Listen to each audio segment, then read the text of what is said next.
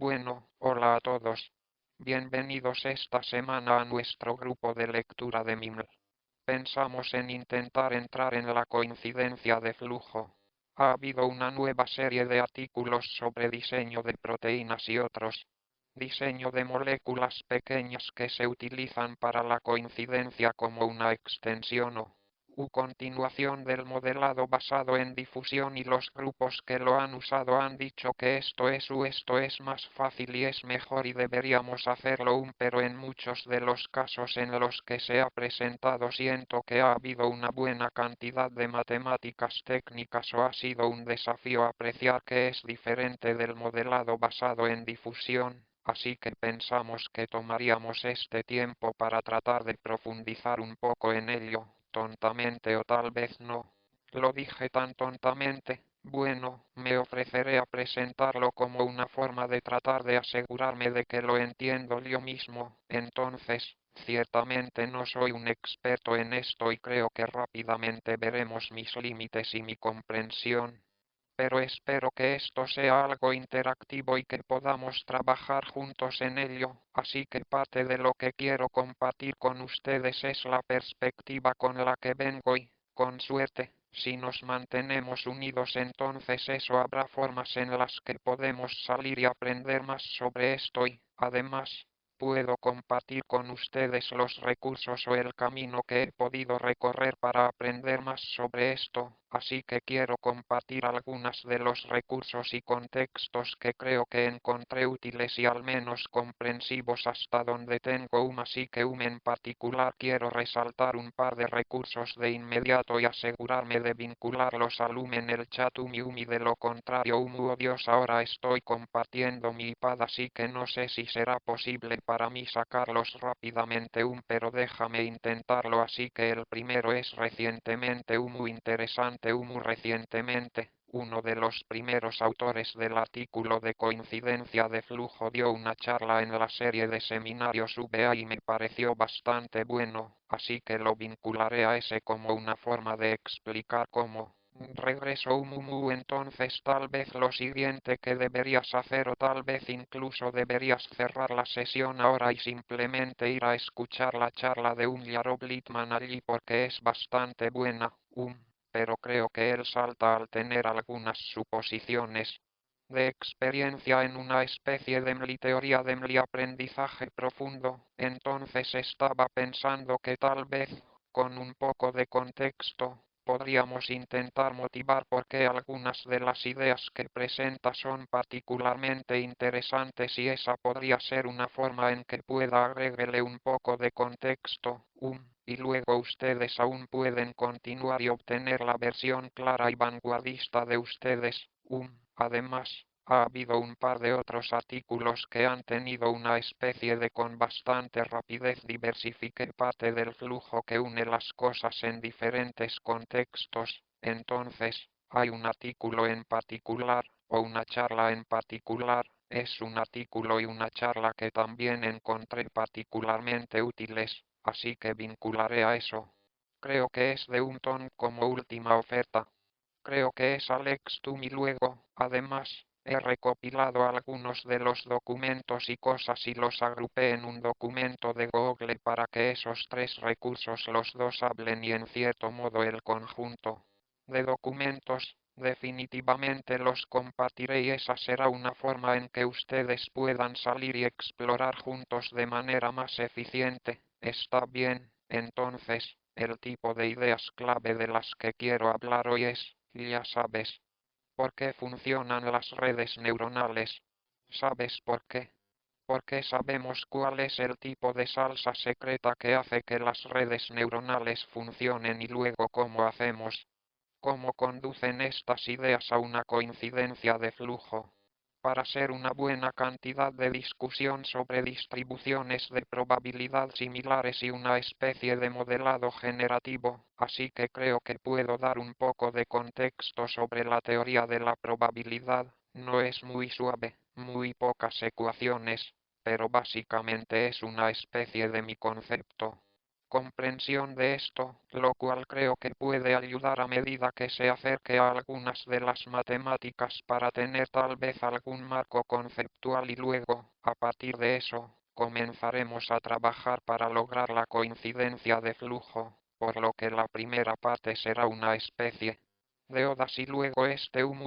flujos de normalización continuos y luego como contexto adicional los modelos basados en difusión de ruido y luego hay dos formulaciones diferentes para que sepas cuáles son las partes clave que realmente que nos importa del modelado basado en difusión y donde podemos relajarlos un poco para obtener una mayor coincidencia de flujo general. Está bien, ese es el plan general. Veamos cómo hago nuevas páginas aquí. Está bien, así que tal vez solo hagamos seguro que todos están en la misma página. Bueno, la coincidencia será una extensión de los flujos de normalización, que es una generalización del modelado basado en difusión que tiene como objetivo revelar el muestreo y la puntuación a partir de distribuciones complejas, así que ya sabes. Piensa en el modelado generativo como una especie de distribución compleja,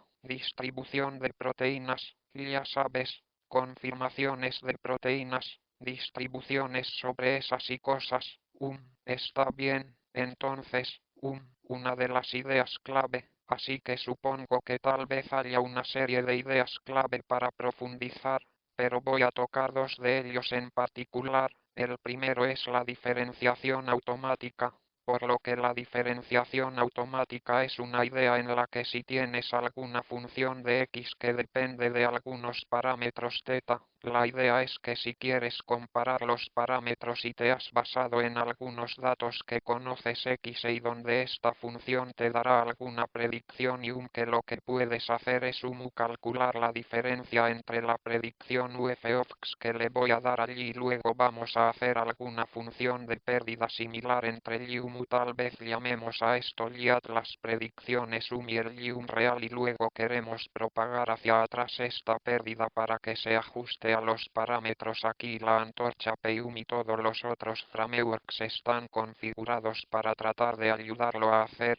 Esta idea de retropropagación de la pérdida a través de él y el único tipo de parte matemática aquí es que básicamente estamos usando la regla de la cadena. Así que la idea es si tenemos como si hubiera alguna diferencia entre la predicción y el valor entre y atum esa diferencia se vuelve como un pequeño vector en el espacio de salida y lo que queremos hacer es traducir eso nuevamente en un poco vector en así que si esto es como el espacio y que queremos traducir, es un pequeño vector de sabes el θ en el que te encuentras actualmente a un nuevo θ donde quieres estar. Así que sabes moverte de Si desea mover su predicción a donde debería estar, entonces debe mover los parámetros un poco en la otra dirección. Así que aquí es donde entra en juego la diferenciación automática si queremos pasar de un cambio en los parámetros en el espacio de salida a un cambio en los parámetros en el espacio de entrada Para hacer esto, ya sabes, si tenemos una función muy simple, x es igual a 2x caret 2, entonces en cálculo, la regla de la cadena es este tipo de algo muy mecánico.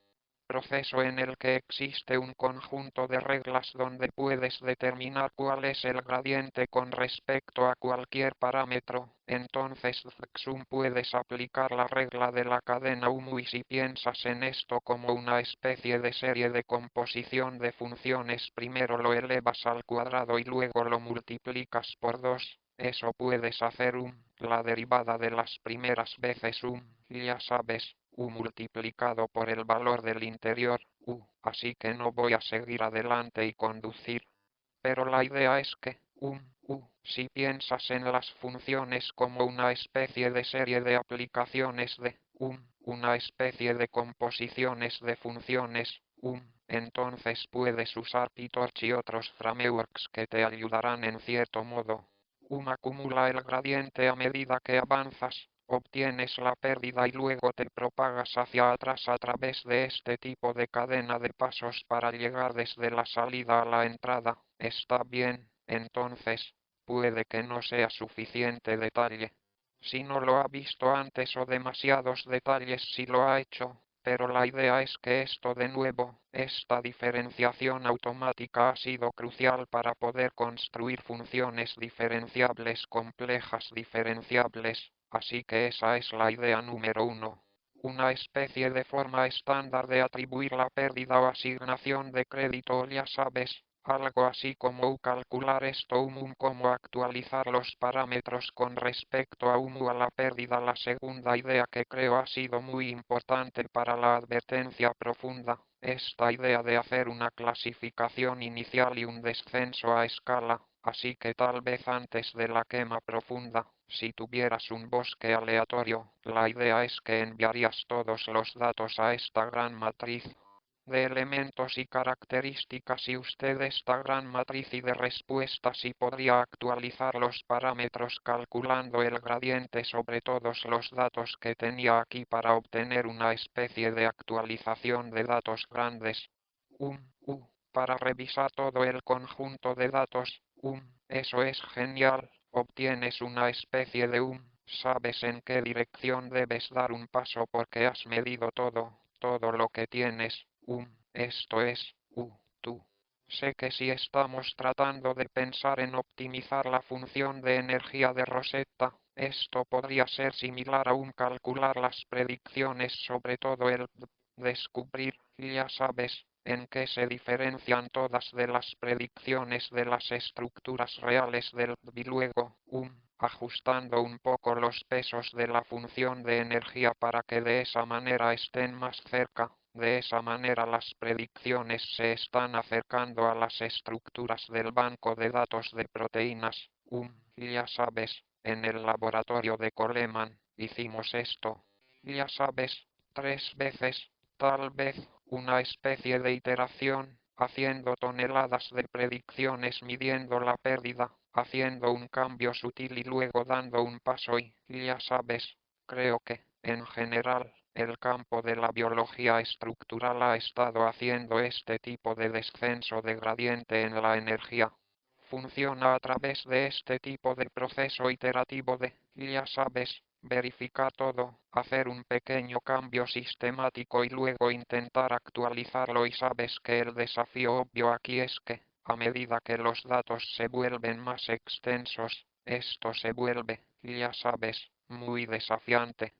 para descubrir cómo realizar esos pasos, así que tal vez la segunda idea clave en el aprendizaje profundo es que en realidad no necesitamos conocer el gradiente real de la pérdida en los parámetros, todo lo que realmente necesitamos es obtener una estimación imparcial del gradiente y está bien si es estocástico, entonces la idea es que si tenemos, digamos, este es nuestro espacio de parámetros θ, tenemos los parámetros verdaderos, están aquí, lo que realmente queremos, estamos actualmente en una posición aquí, el verdadero gradiente podría ser que lo muevas en la dirección correcta, pero la idea es que mientras demos pasos aleatorios que en promedio estén en la dirección correcta, deambularán y si nos movemos más o menos en la dirección correcta y es imparcial, eventualmente llegaremos allí o al menos en promedio nos moveremos en la dirección correcta y lo que eso significa es que podemos usar mini lotes, así que la idea es que no tenemos que cargar todo el conjunto de datos en la memoria, no tenemos que calcular predicciones y pérdidas en todo el conjunto de datos, de una vez, todo lo que tenemos que hacer es tomar un subconjunto de los datos, calcular la pérdida, dar un paso en esa dirección, tome otra porción de datos, calcule la pérdida y dé otro paso en esa dirección, y es un hecho notable que si toma un subconjunto aleatorio, obtendrá un gradiente imparcial, y luego, en última instancia, te moverás en la dirección correcta. Creo que es algo mágico que funcione y creo que la gente todavía está tratando de descubrir, ya sabes, por qué funciona. Hay algunos buenos argumentos de que la estocasticidad es en realidad Importante para agregar suficiente ruido y que termines encontrando una especie de mínimos locales que son una especie de cuencas anchas y, por lo tanto, hay una cierta cantidad de regularización de entropía, por lo que no encuentras estos mínimos realmente estrechos si tienes suficiente ruido, rebotas en ellos y terminas en una especie de mínimos más amplios y esos,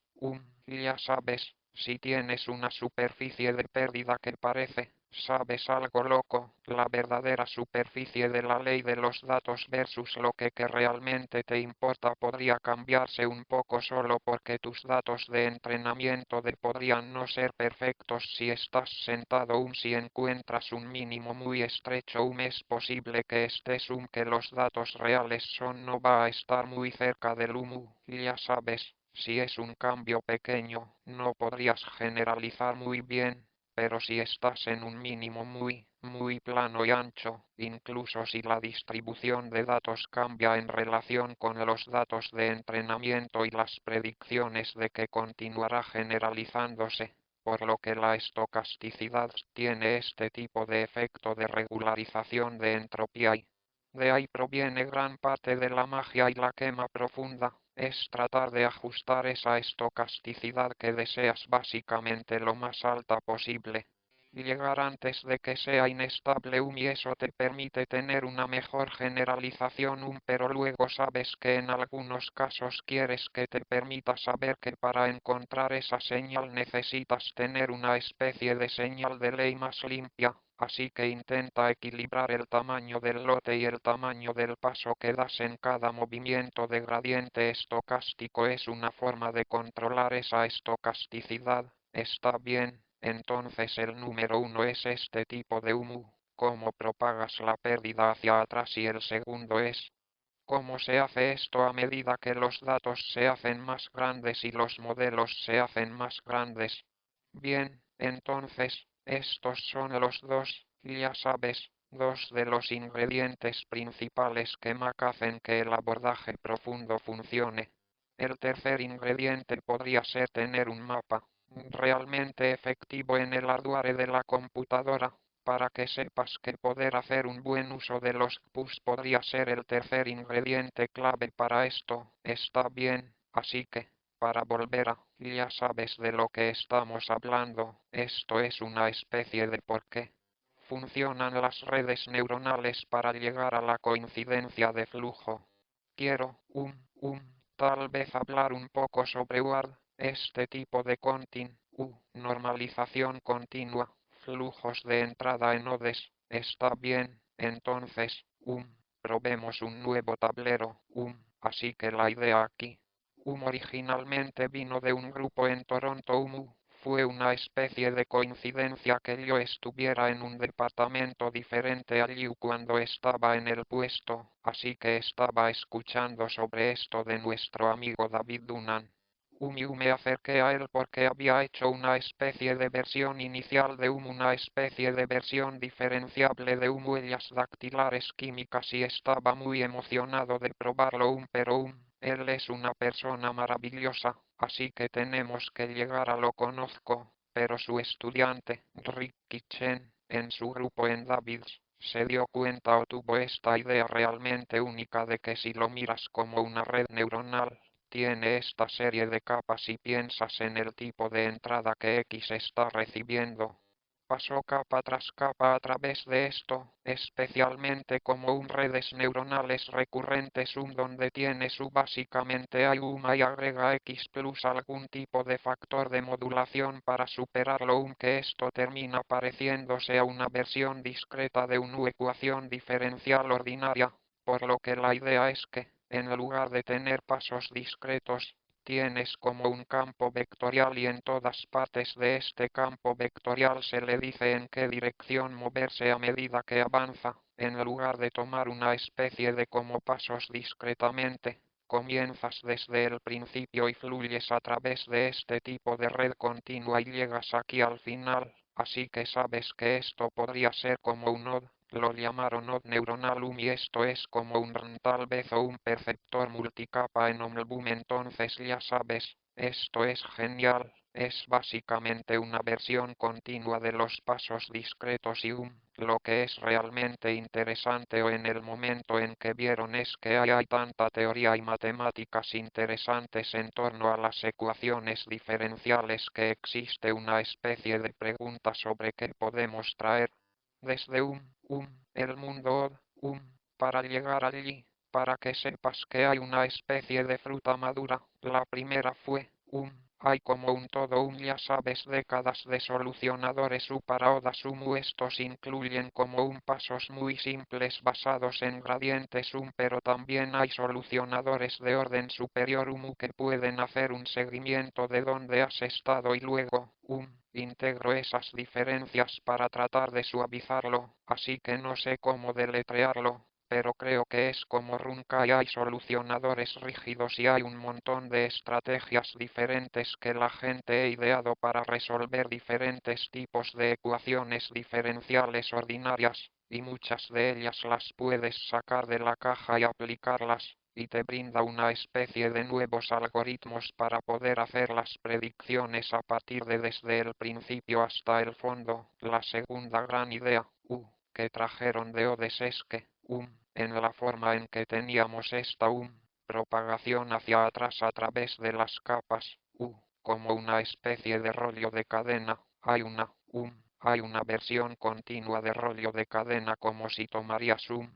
como el límite en cálculo para pasar de, por ejemplo, a un gradiente similar. Hay una idea similar de tomar como si tienes un camino similar a lo largo del y quieres más o menos propagar hacia atrás a lo largo de ese camino. Hay una idea llamada una articulación entonces la idea con la unión publicitaria es que por cada camino hacia adelante hay una ruta conjunta hacia atrás que transportará como por ejemplo, un gradiente desde el final hasta el principio y entonces, básicamente, si quieres saber cómo cambiar las entradas para que las entradas sean las condiciones iniciales en el mundo OTOD, pero las condiciones iniciales en una especie de mundo neuronal serían como los parámetros y, si quisieras ordenar,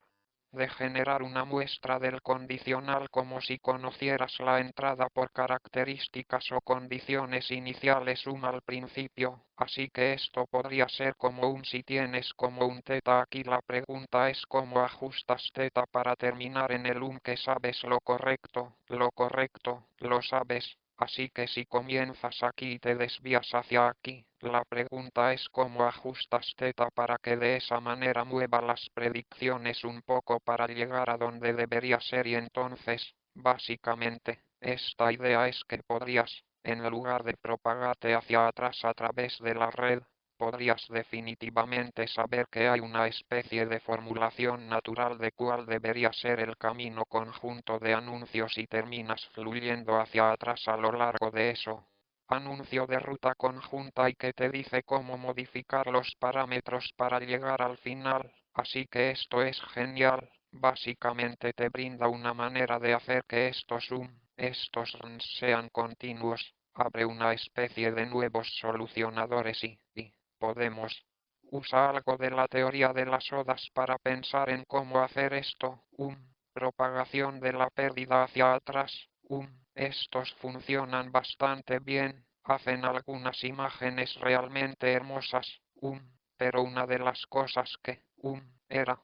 ya sabes, esto salió en 2018 fue como el mejor artículo en enfermería trajo esta enorme infraestructura masiva de ODES y esta conexión entre ecuaciones diferenciales y trajo mucha teoría de la física fue simplemente un puente increíble para hacer esta conexión y a través de eso obtuvimos este tipo de solucionadores y este tipo de estrategia para comunidades. Pero en la práctica lo problemático de esto es que cada vez que querías actualizar, incluso en un mini lote, tenías que ejecutar una simulación completa para llegar al salida y lo que eso significaba es que era computacionalmente costoso ejecutar un mini lote. Tenías que ejecutar una simulación y luego ejecutarla hacia atrás, por lo que estos dos pasos son como correr de un lado a otro a través del a través de la red significa que era muy costoso desde el punto de vista computacional.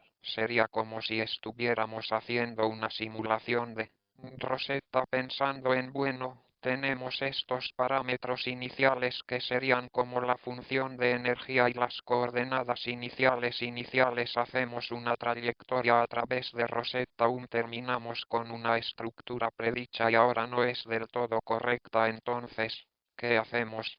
Tendríamos que ejecutar la simulación en reversa para regresar y eso nos permitiría para volver al tipo de condiciones iniciales, que serían las coordenadas iniciales y los parámetros iniciales, pero tendríamos con nosotros una especie de gradiente en qué dirección movernos, ya sabes. Diferenciar los parámetros con respecto a la pérdida es un poco diferente al gradiente de la función evaluación de la función de energía como lo hacemos para como hacer minimización, ¿sabes? Usamos el gradiente con respecto a las coordenadas y ni siquiera es como el gradiente de la energía función con respecto a los parámetros es que tenemos que alimentarlo durante toda la simulación y luego hacer que regrese completamente no solo es computacionalmente costoso sino que es estas simulaciones tienden a ser sabes que son un poco largos y entonces, si haces un pequeño cambio en la salida, podrían ser un poco caóticos y eso podría terminar siendo como un cambio muy grande en el en la entrada y entonces significa que en general estas estas trajes son muy rígidas o ya sabes, estas odas se consideran muy rígidas y lo que eso significa es que tenemos que simplemente tomar muy pequeños pasos y, por lo tanto, se vuelve algo así en la práctica a medida que la dimensión crece, se vuelve cada vez más desafiante optimizar estas cosas. Perdón por los desafíos técnicos aquí, no sé qué va a pasar. Déjame intentarlo, seguro que tengo alguna pregunta mientras estoy tratando de volver a conectarme, así que, esto fue en 2018, la teoría funcionó muy bien, parecía que estábamos en camino de poder hacer este tipo de modelado basado en flujo OD, pero ¿qué fue? Lo que faltaba era una forma de entrenar eficazmente estas cosas en entornos de alta dimensión, que es donde nos gustaría para, digamos, el modelado de proteínas. Así que la siguiente pieza para esto es una especie de modelado basado en difusión como una forma de llegar a dimensiones superiores y se basa en algunas de las ideas de estos flujos de normalización. Así que antes de llegar allí solo quiero dar un paso y conectar el formato OD, que es donde comienzas con las condiciones iniciales en este.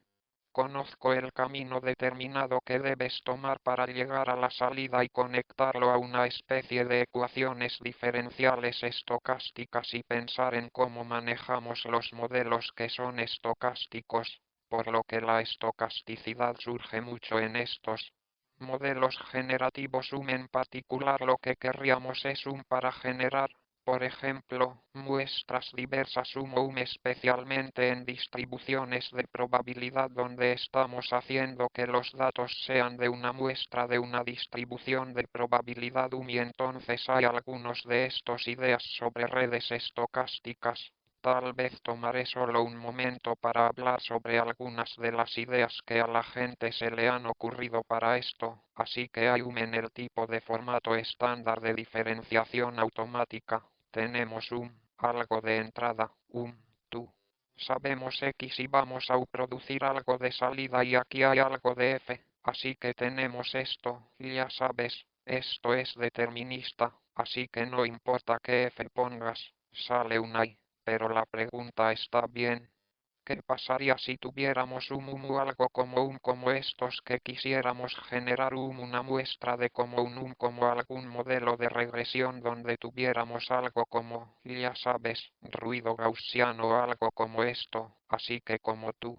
Podrías pensar que la forma en que podrías generar esto es que eliges tu X que te da una especie de media y luego hay un ruido en el que generarías una especie de valor de y dada la X, así que podrías pensar en esto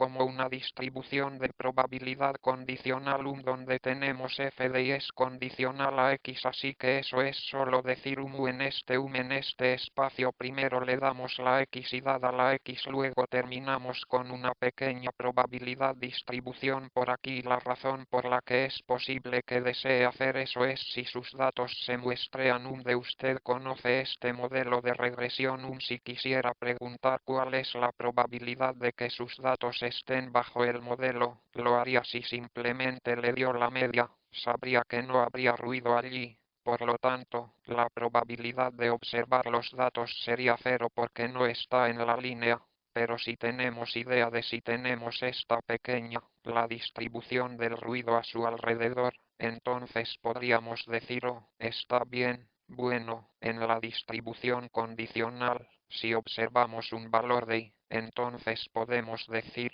bueno, ¿cuál es la probabilidad de ese valor de y en esta distribución? Por lo que nos da una forma de evaluar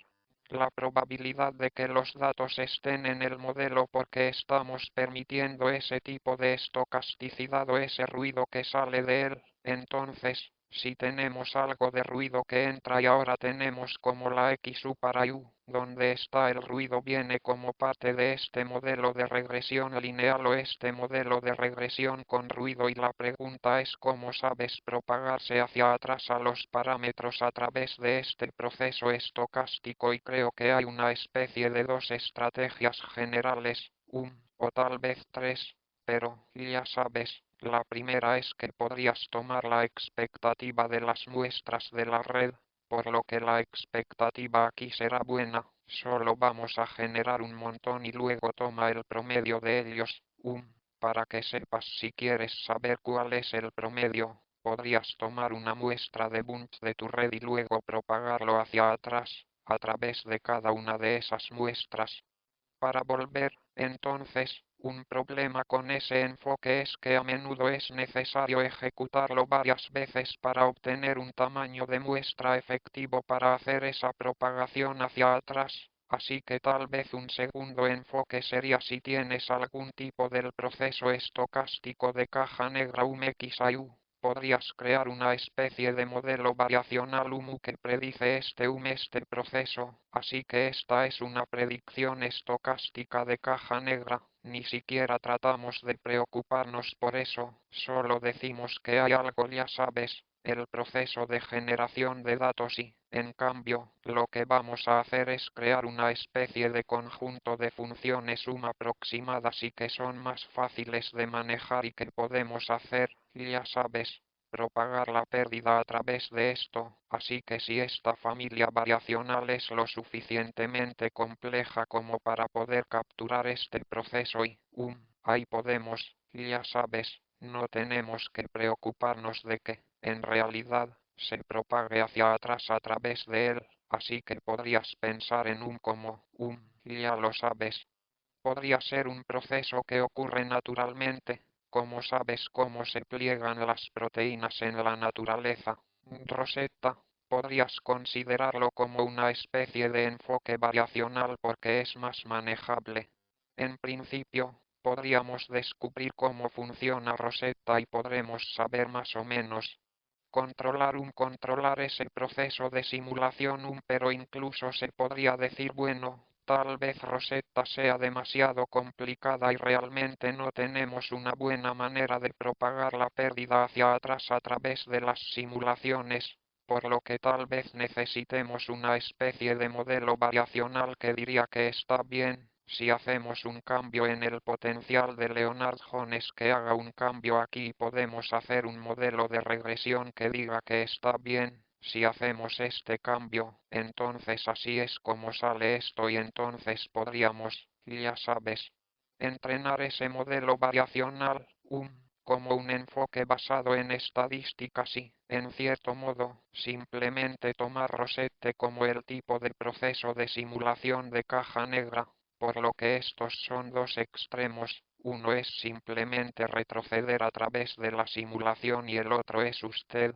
Acéptalo y trátalo como una caja negra, Pero hay una especie de tercer enfoque que es bastante inteligente y es que algunas formas de funciones estocásticas se pueden reescribir de esa manera. El gradiente con respecto a lo que te importa no depende del gradiente con respecto al ruido entonces, a veces esto se llama como hay un truco, es como si no fuera el truco del núcleo, pero es algo como esto, tal vez uno de los llame, recuerde haber visto esto, parametrización de relaciones públicas, es sí, exactamente, así que solo tal vez una forma de ver esto es si tiene un gaussiano, podría pensar en ya sabe, con algunos parámetros θ y luego un cuadrado sigma es la varianza mientras que ya sabes, o tal vez hagámoslo de esta manera, haremos f of x θ aquí, así que nos preocupamos por ajustar θ y esta es la distribución del ruido a su alrededor, pero esto será equivalente a f of x θ más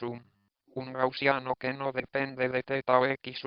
donde está centrado en cero y tiene el mismo ruido, así que si nos imaginamos que estamos tratando de encontrar el ya sabes, podríamos tomar cualquiera de las dos opciones. Muchas muestras de una distribución gaussiana con esta media y la desviación estándar, o podríamos reescribirla como una suma de algo que ya sabes, repararla como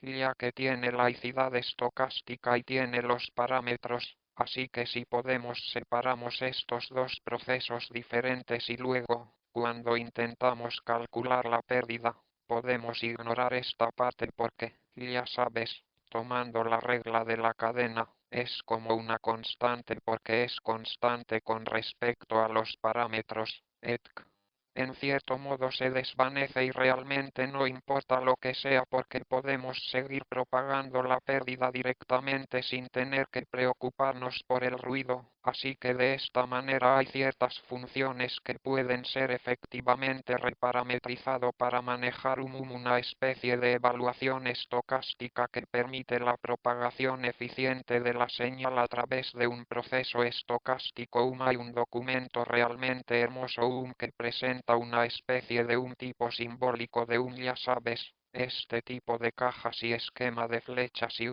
qué tipos de cuadros y flechas se pueden reparametrizar y cuáles son las condiciones para tenerlas y estas, ya sabes, cómo se unen estas diferentes redes, así que fue realmente útil para mí en cierto modo. Estoy pensando en saber qué tipo de funciones se pueden admitir con este truco de reparametrización, pero está bien, entonces, la razón por la que estoy dedicando algo de tiempo a hablar de esto es que el ruido basado en difusión modelos, veremos ese truco de rización en solo un segundo, así que tal vez abramos eso para que sepas que este sería un momento para recordar el tutorial de Nick al principio, pero tal vez reintroducir lo que están haciendo los modelos de ruido basados en difusión si tenemos alguna distribución de datos en nuestro espacio llamemos a esto como X la idea es que podemos tomar cada muestra o las muestras todas juntas y agregar ya les conoces el ruido y en este caso vamos a agregar ruido gaussiano y dependiendo de cuánto ruido gaussiano le damos, podemos imaginar que hay una especie de serie de pasos que van a transformar el ruido, transformar la distribución de datos reales como esta, ya sabes perfectamente, independiente, x0, que será efectivamente algo agradable como un gaussiano centrado en cero con alguna desviación estándar, alguna distribución de alta dimensión, así que este proceso aquí es la difusión y entonces, la idea es que si puedes destruir totalmente toda la estructura y volver a GAN, entonces, para muestrear, eliges un punto aquí en el gaussiano, lo cual puedes hacer fácilmente tomando muestras de un multibar GAN y luego, ir hacia atrás. Este proceso y en este es el tipo de ejecutarlo a la inversa y generará una muestra en los datos, por lo que un paso realmente clave en este proceso es que, en lugar de ejecutar la simulación, para cada punto de datos, El truco de reparametrización U dice que el tipo de aplicación secuencial de ruido GAN es equivalente a la aplicación de ruido gaussiano con solo una desviación estándar más grande, por lo que le permite tomar rápidamente un punto de datos y generar una muestra U menú en cualquier punto. ¿Quieres U en el UM a lo largo del proceso de difusión y no puedo Mark? Estoy seguro de por qué y eso te permite entender el punto allí así que ahora estamos en en este proceso de cómo recuperamos el ruido del DEN y hay un par de formulaciones diferentes de ello. Uno está pensando en ello como una especie de OD, donde básicamente estamos tratando de asegurarnos de que a medida que lo eliminas, vuelves a lo que comenzaste y entonces lo ejecutas. Ejecutas el proceso de eliminación de ruido. Sabes que esto es básicamente una dirección hacia adelante, o sabes que es un inverso para la eliminación de ruido y la difusión, pero es la forma en que realmente quieres hacerlo. Inferencia, por lo que desea hacer que ese proceso sea eficiente y luego mientras la pérdida esté ahí, entonces usted puede ajustar ajustar los parámetros para que sea correcto el segundo es en lugar de intentar hacerlo como uno pensar en ello como un SDEUM y en su lugar lo que tratamos de hacer es que la puntuación coincida entonces la idea del proceso es que en lugar de tener un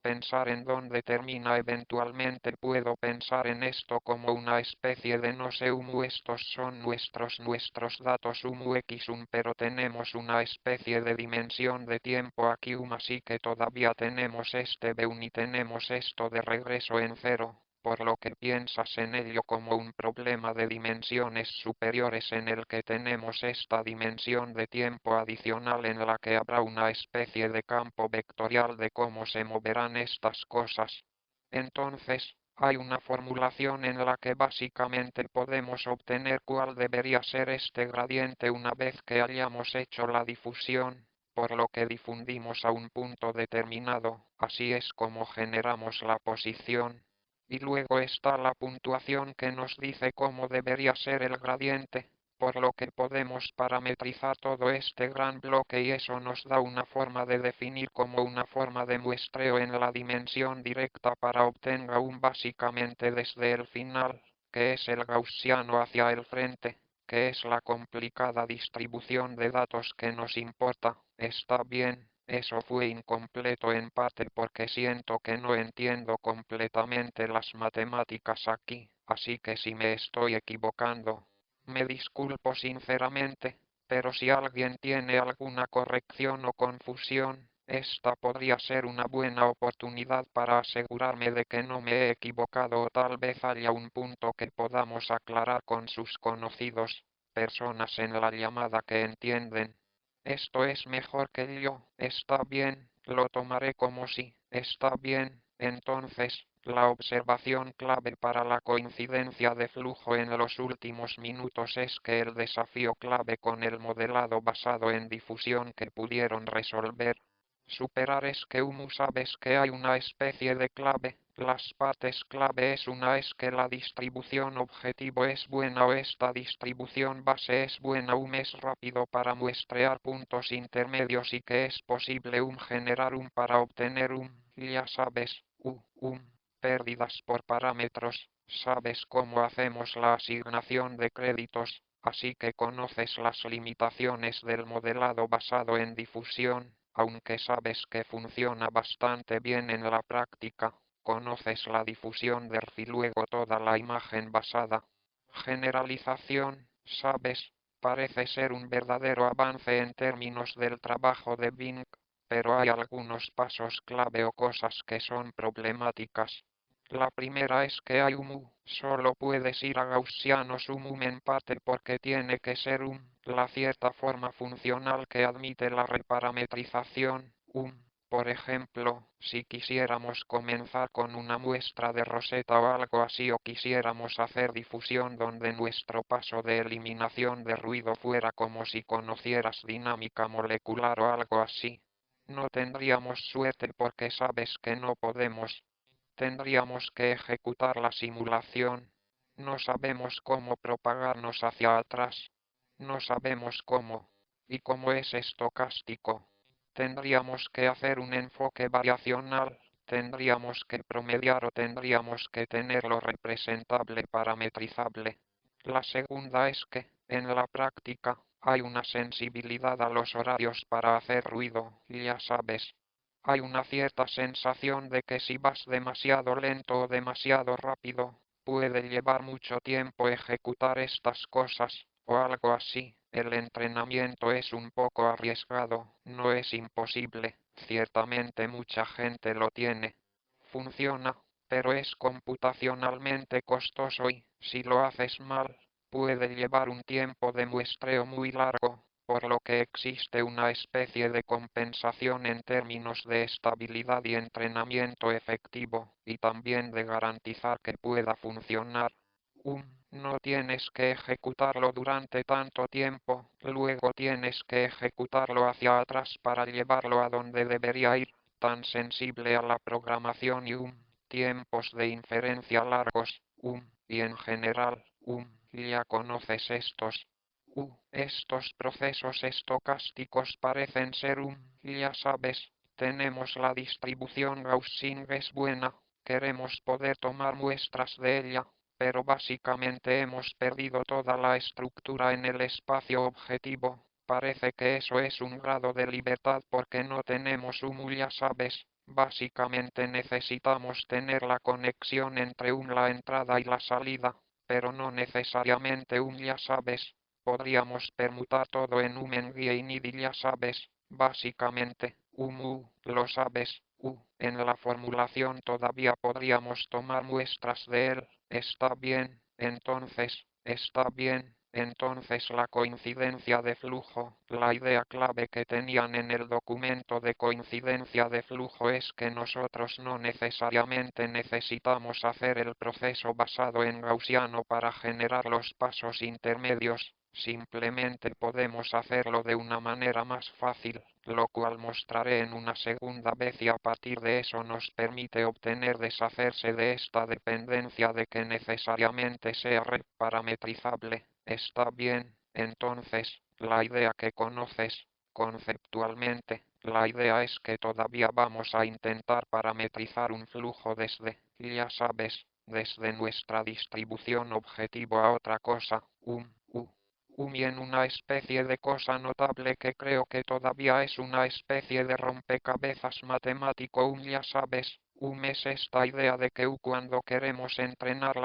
la distribución objetivo, estamos tratando de parametrizar este flujo completo, pero de una manera similar a que podríamos hacer el entrenamiento por lotes mini desde para que funcione como el gradiente para las redes neuronales. La idea es podríamos obtener un estimador insesgado y hacer una especie de entrenamiento condicional para simplemente ya sabes algo que lo hace más simple, así que en última instancia, nos gustaría tener este tipo de flujo limpio hasta el final. Pero si comenzamos en un punto simple, dijeron que está bien, considere que simplemente tenemos una distribución gaussiana como nuestro objetivo. ¿Qué pasa si simplemente elegimos un punto aleatorio y lo hacemos fluir hacia en línea recta para ir de la distribución objetivo a la distribución de referencia y nosotros simplemente optimizamos los parámetros?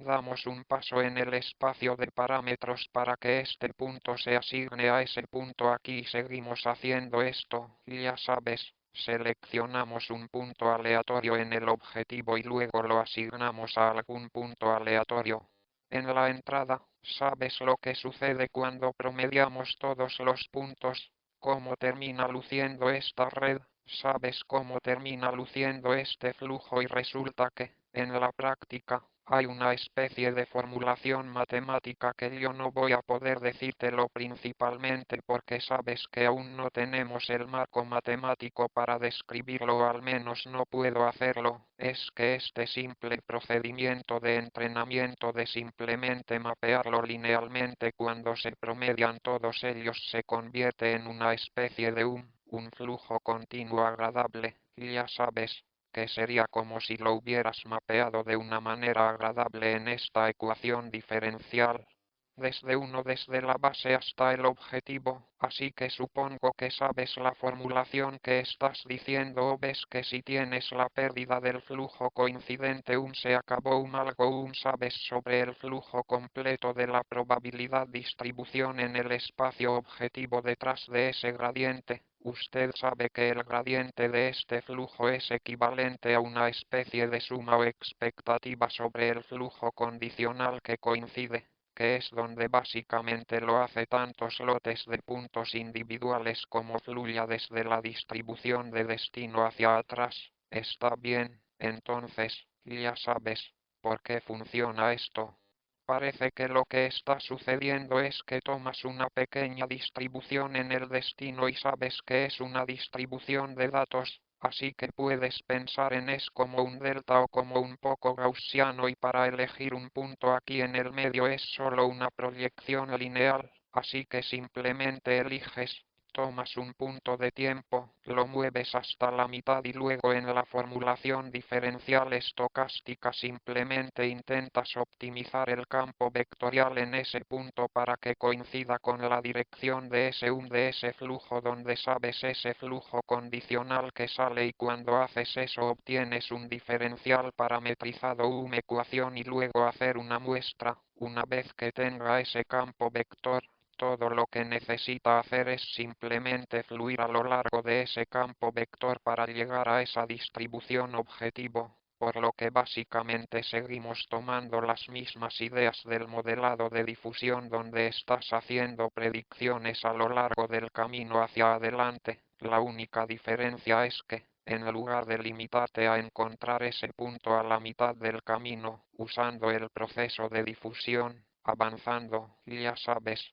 difundiendo y luego regresando. Básicamente estamos mapeándolo desde la entrada a la distribución base, así que eso funciona, es muy simple, te permite no necesariamente tener un Gaussian aquí, puedes tener cualquier distribución que desees y siempre que quieras. Puedes tomar muestras de él para que sepas que puedes pensar en cualquier cosa de la que puedas tomar muestras. Puedes tener alguna otra red neuronal. Puedes tener una distribución más complicada. Podría ser discreto. Podría tener cualquier tipo de estructura que te interese. Simplemente tienes poder llegar aquí y luego hacer la interpolación a partir de ahí para que, en los últimos minutos, un avance que creo que hace que esto, ya sabes, funcione mejor, es que en lugar de simplemente elegir puntos aleatorios en la entrada y la salida y un poco hacerlas coincidir, sabes que podrías imaginar que se están cruzando entre sí en todo tipo de maneras locas en la práctica. Lo que funciona mejor es si eliges un mini lote de puntos en la salida, eliges un mini lote de puntos, sabes que esto es en en el momento 1 la distribución que te interesa y esta es la distribución de la que quieres muestrear y luego en lugar de simplemente coinciden al azar, hay este proceso llamado transporte óptimo, que básicamente consiste en elegir los que están más cerca y unirlos y eso endereza los caminos, por lo que hay menos cruces, por lo que estas redes el flujo no es tan complicado. En la práctica, las matemáticas funcionan igual, es solo que se entrena un poco más fácilmente porque estos flujos son más suaves y rectos y sabes menos cruces, así que sabes el algoritmo. Eliges algunos puntos en tu salida, eliges algunos puntos en tu entrada, eliges algún tiempo punto T en el medio, haces este transporte óptimo para determinar cuál coincide con cuál otro, eliges estos puntos en el medio que son fáciles porque son solo interpolaciones lineales entre ellos y luego tu tipo de estado actual de la red neuronal te está dando un campo vectorial a través de este ya sabes de T1 a T0 o lo siento de T0 a T1 te aseguras de que los vectores aquí coincidan con los vectores en tu campo vectorial y, si no es así, simplemente muévelos un poco usando ya sabes, propagando la pérdida hacia atrás solo a través de la red y no a través de la simulación, y eso te da una forma realmente eficiente de ajustar los parámetros del campo vectorial en función de los puntos de datos que muestreo aquí, de modo que para cada punto de datos en el lote termine con un cambio sutil en los parámetros del campo vectorial y luego una vez que tienes los parámetros del campo vectorial para hacer el muestreo completo, eliges puntos aquí en UMP y luego simplemente los haces fluir hacia atrás a lo largo de no fluirán a lo largo de estas líneas rectas porque ese es el flujo condicional pero debido a que hemos entrenado una red que es equilibrada o consistente en todos los diferentes mini lotes, fluirá a lo largo de algún otro camino que ni siquiera hemos probado antes, pero que finalmente generará puntos aquí en este espacio de distribución objetivo. Está bien, entonces se nos acabó el tiempo y tampoco tengo ideas, así que, solo para resumir, sabes que existe una especie de tradición de descubrir cómo hacer esta asignación de créditos, cómo entrenar estas redes neuronales.